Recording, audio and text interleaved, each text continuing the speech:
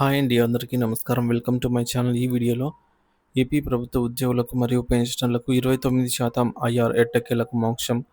పూర్తి సమాచారాన్ని వీడియోలో తెలుసుకుందాం. వీడియోని ఎక్కడే కానీ స్కిప్ చేయకుండా ఎండ్ వరకు చూసేయండి. అప్పుడే ఇన్ఫర్మేషన్ పూర్తిగా అర్థమవుతుంది.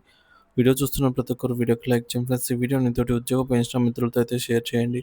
కొత్తగా మన ఛానల్ చూస్తున్న వారు ఇంకా ఎవరైనా సబ్స్క్రైబ్ చేసుకున్నట్లయితే వెంటనే మన ఛానల్ని సబ్స్క్రైబ్ చేసుకోండి.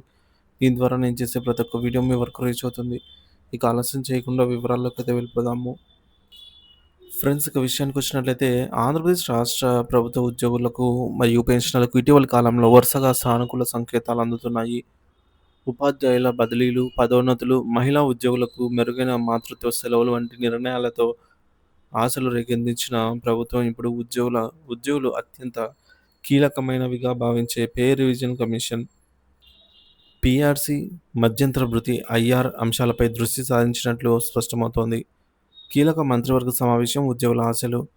త్వరలో జరగనున్న రాష్ట్ర మంత్రివర్గం సమావేశంలో ఈ కీలక ఆర్థిక అంశాలపై ప్రభుత్వం స్పష్టతనిచ్చి ఉద్యోగులకు ఊరట కలిగించే నిర్ణయాలు తీసుకునే అవకాశాలు బలంగా కనిపిస్తున్నాయి. ముఖ్యంగా ఈ సమావేశంలో కింది అంశాలపై ప్రకటనలు వెలువడొచ్చని ఉద్యోగ వర్గాల్లో బలంగా విశ్వసనిస్తున్నారు. ఒకటోది, కొత్త పీఆర్సీ కమిటీ ఏర్పాటు మరియు చైర్మన్. ఉద్యోగుల వేతన సవరణ కోసం దీర్ఘకాలంగా ఎదురుచూస్తున్న కొత్త పే రివిజన్ కమిటీ పీఆర్సీ ఏర్పాటు, దానికి చైర్మన్ను నియమించడంపై అధికారిక ప్రకటన వెలువడే అవకాశం ఉంది. రెండవది, మధ్యంతర భృతి ప్రకటన. కొత్త పీఆర్సీ నివేదిక వచ్చే వరకు ఉద్యోగులకు తక్షణ ఆర్థిక ఉపశమనం కలిగించేందుకు ఎన్నికల హామీలకు అనుగుణంగా సుమారు 30% మధ్యంతర భృతిని ప్రకటించే అవకాశంపై సర్వత్రా ఆసక్తి నెలకొంది. సానుకూల ప్రభుత్వ స్పందన నేపథ్యం.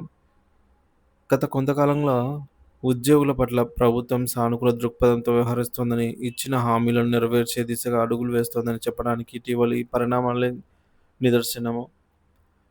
ఉపాధ్యాయులపై యాప్ల భారాన్ని తగ్గించి బోధనపై దృష్టి పెట్టేలాగా చర్యలు తీసుకోవడము, బదిలీలు, పదోన్నతుల ప్రక్రియను మరింత పారదర్శకంగా, సులభతరం చేయటము, మహిళా ఉద్యోగుల సంక్షేమానికి పెద్దపీట వేస్తూ మాతృత్వ సెలవుల పెంపు వంటి నిర్ణయాలు ఉద్యోగ వర్గాల్లో నమ్మకాన్ని పెంచాయి.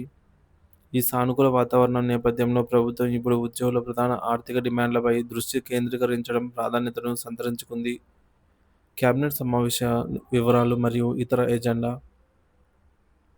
త్వరలో ఖరారు కానున్నటువంటి ఈ యొక్క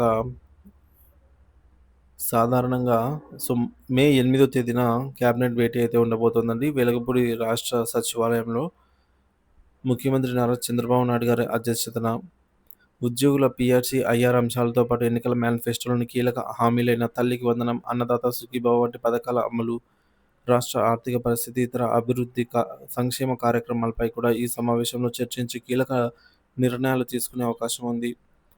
ఈ సమావేశానికి పకడ్బందీగా ఏర్పాట్లు జరుగుతున్నాయి. చర్చించాల్సిన అంశాలపై సమగ్ర నివేదికలను నిర్దేశిత గడువులోగా సమర్పించాల్సిందిగా ప్రభుత్వ ప్రధాన కార్యదర్శి నీరబ్ కుమార్ ప్రసాద్ ఇప్పటికే అన్ని శాఖల కార్యదర్శులకు ఆదేశాలు ఇచ్చారు. సో ఇది పీఆర్సీ, ఐఆర్ వంటి కీలక అంశాలపై ప్రభుత్వం ముందుగానే కసరత్తు చేసి పక్కా ప్రణాళికతో ఉందని సూచిస్తుంది.